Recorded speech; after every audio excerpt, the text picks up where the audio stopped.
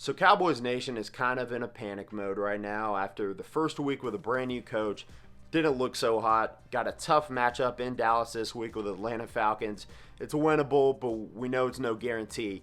And then week 3, I believe we're playing the Seattle Seahawks, so that's going to be even tougher. We saw how they looked against the Falcons, and man, off to a really hot start. One thing I do want to say is that we started 3-0 last year. Looked like world beaters, but the rest of the season, we never really elevated our game. The times we haven't made the playoffs with Dak Prescott at quarterback, I believe we started 0-1 to the season. Lost our first game. So one thing I want to bring back a Mike McCarthy reference before the season started, and he was talking about the importance of peaking at the right time, right? So basically, you want to be at your best with the playoffs looming. Now, don't get me wrong, you have to win enough games to make the playoffs. So losing isn't really, there's no excuse for that, right? But at the same time, as long as we can elevate our play throughout the season, I think we'll be okay. And one thing I do want to say is reinforcements are on the way. And I repeat this, reinforcements are on the way. So right now we got a lot of guys injured, right? So Leighton Vander Esch, Sean Lee, Jordan Lewis didn't play week 1. Who else? Lael Collins. Cameron Irving was injured week 1. Blake Jarwin out for the season. A lot of those guys are going to come back. Leighton Vander Esch is going to be out 7-8 weeks probably. He's going to miss about half the season. Sean Lee, he's going to be 6 weeks, so he's going to miss close to half the season as well. But we will get those guys back. Jordan Lewis, who missed the first game, he should be back this week against Atlanta. And I'm assuming Brandon Carr will be an addition to the defense as well. Now also, week 7, there is a man coming back to the Dallas Cowboys under the name Randy Gregory. Really good pass rusher, really athletic, bendy, 6'6", can get to the quarterback, and that is something we actually struggled, in my opinion, against the Rams. So just another really good pass rusher coming back to Dallas, and just more depth in general, and we could use it. On the offensive side, same kind of thing at right tackle, right? So Lael Collins will be back hopefully in a few weeks. We know he came into training camp out of shape. He sustained a few injuries as a result, but we will get him back at some point, as well as Cameron Irving. And from what I understand, we are looking into signing Jared Veldheer, who has started some seasons in the NFL. He's a big guy that plays the offensive tackle. I mean, I think he's like 6'8", 320 pounds.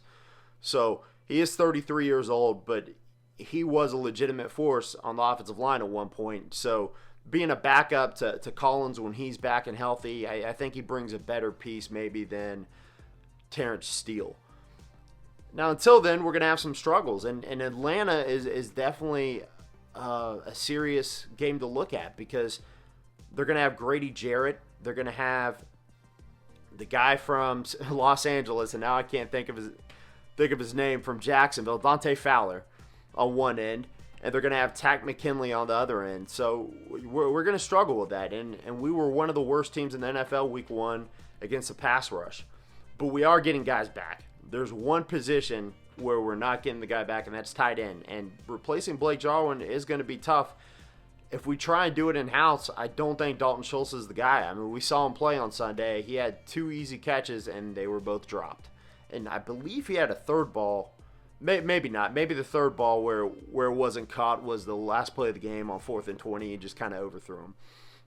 But at the same time, we do have Blake Bell as his backup. And Blake Bell kind of reminds me of a Logan Thomas. He played quarterback in college. He's 6'6", 250, big guy, big blocking tight end.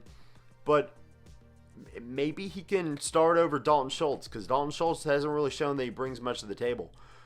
Now, as far as free agency goes, I've gone over Delaney Walker, but it doesn't look like we're going to go that route, at least not right now, according to Jerry Jones, although Stephen Jones said we are looking at options. So who knows what to believe. But at the same time, there are a lot of trade options that wouldn't necessarily be too expensive. A guy like Jake Butt in Denver, since they have Noah Fant.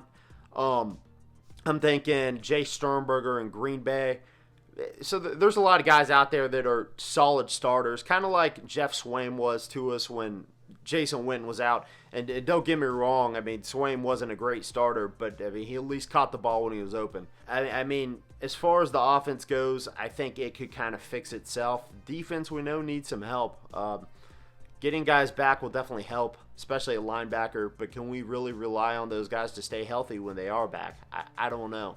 I think if we did end up signing somebody or maybe one of the young guys out the practice squad step up, then it would make it start to look a little better.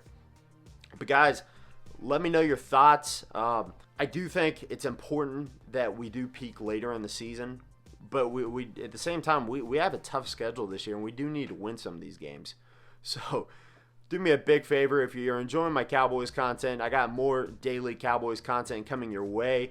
So definitely click that subscribe button. And that's going to do it for today, guys. I got the preview probably coming in tomorrow, the next day for Sunday's game. And that's it. I'm out. Peace.